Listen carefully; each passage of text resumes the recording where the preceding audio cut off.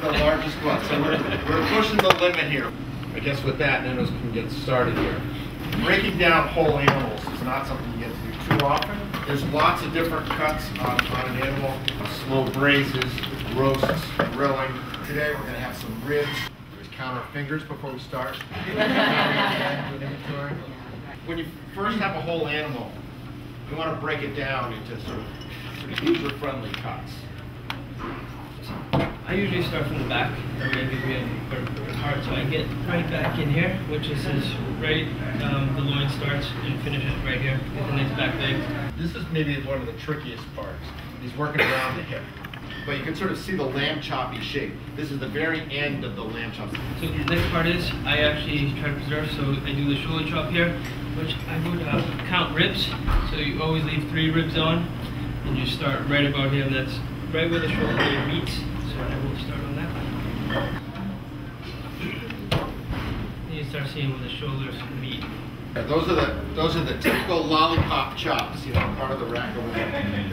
The other thing that comes off the inside, which we'll pull off later, are these 2 small, long muscles right here. Anybody know what these are?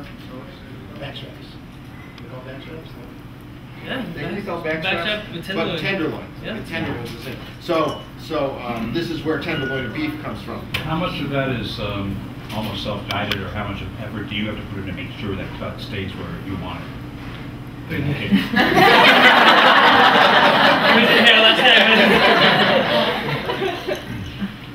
They make it look a lot easier when you have band tie, you just rip right through them. So when we got our we're going to serve you a chop from these, which is an unbelievably expensive premium cut these days. I can't even believe it. I love American lamb. It's such a premium item. But to me it's cool to have food like this locally, and to see this in the city. To me it's amazing to see you guys here watching this, because people are just so out of touch with where their food comes from. And to have this personal thing with your food is awesome. I know beer well. I actually come from a health background, ironically, so beer has antioxidants in it, which makes it good for you.